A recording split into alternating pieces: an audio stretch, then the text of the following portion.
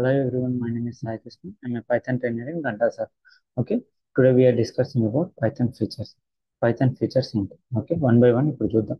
అసలు పైథాన్ మనకి మేజర్ వచ్చేసి పైథాన్ లాంగ్వేజ్ అనేది చాలా సింపుల్గా ఉంటుంది అన్నమాట. Okay, it is easy to learn and ఎందుకోసం మేము మాట అంటున్నానంటే మనకి పైథాన్ సింటాక్స్ అంతా కూడా జస్ట్ జనరల్ ఇంగ్లీష్లా ఉంటుంది అన్నమాట. ఓకేనా, మీరు ఇప్పటి వరకు ఎటువంటి ప్రోగ్రామింగ్ నాలెడ్జ్ లేకపోయినా సరే జస్ట్ మీకు ఇంగ్లీష్ మీద కొంచెం అవేర్నెస్ ఉంటే మాత్రం మీకు పైథాన్ ప్రోగ్రామ్ కోడ్ అనేది చూడగానే మీకు ఒక 30 to 40% కోడింగ్ అనేది కోడ్ అనేది సింపుల్గా అర్థమవుతుంది. అంటే ఆ ప్రోగ్రామ్ అసలు ఏం రాశారు ఏంటి అని చెప్పేసి ఒక 40% ఆఫ్ ప్రోగ్రామ్ అనేది మీకు సింపుల్గా అర్థమవుతుంది అనమాట. అంత సింపుల్గా ఉంటుంది. ఓకే, అండ్ ఇంకొక ఫీచర్ వచ్చేసి పైథాన్ ఇది open source and community supported.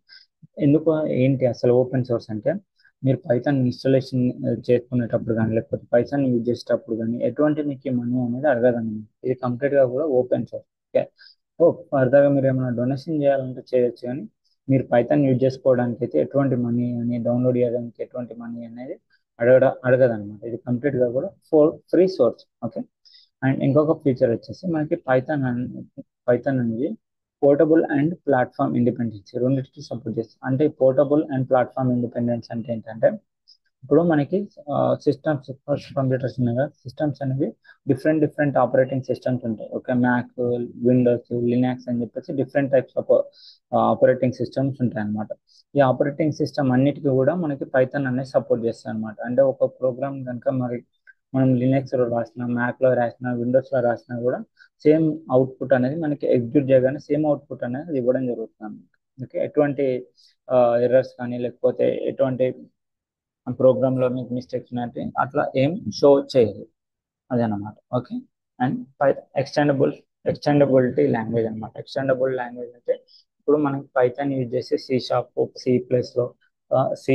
C లాంగ్వేజ్లో, జావాలో కూడా మనం పైథాన్ కోడ్ అనేది రన్ చేసుకోవచ్చు అనమాట. ఓకే, దానికి సపరేట్ టూల్స్ ఉంటాయి అనమాట. ఇప్పుడు జావాలో పైథాన్ కోడ్ రన్ చేయడానికి జైతాన్ అని చెప్పేసి అట్లా డిఫరెంట్ డిఫరెంట్గా టూల్స్ అనేవి ఉంటాయి అనమాట. వాటిని యూజ్ చేసేసి మనము వేరే లాంగ్వేజ్లో కూడా మనం పైథాన్ కోడ్ అనేది రన్ చేసుకోవడానికి వస్తాను. ఓకే, అండ్ ఇది ఇంకొక ఫీచర్ వచ్చేసి సపోర్టెడ్ ఆటోమేటికల్ మెమరీ మేనేజ్మెంట్, అంటే గార్బేజ్ కలెక్షన్ అనమాట. అంటే ఏదైనా ఒక ఆబ్జెక్ట్ మనం క్రియేట్ చేసిన తర్వాత దాన్ని మనం యూజ్ చేయలేదనుకోండి చాలా రోజుల వరకు ఆటోమేటిక్గా ఏమవుతుందంటే ఎర్రర్ అయిపోతుంది. ఆ మెమరీని క్లీన్ చేసేసి దాన్ని మళ్ళీ యాక్టివ్లో ఉంచుతుంది అనమాట. అంటే మనం వేరే ఆబ్జెక్ట్ని క్రియేట్ చేసినప్పుడు మళ్ళీ అది అందులోకి వెళ్ళి స్టోర్ అయిపోతుంది అనమాట.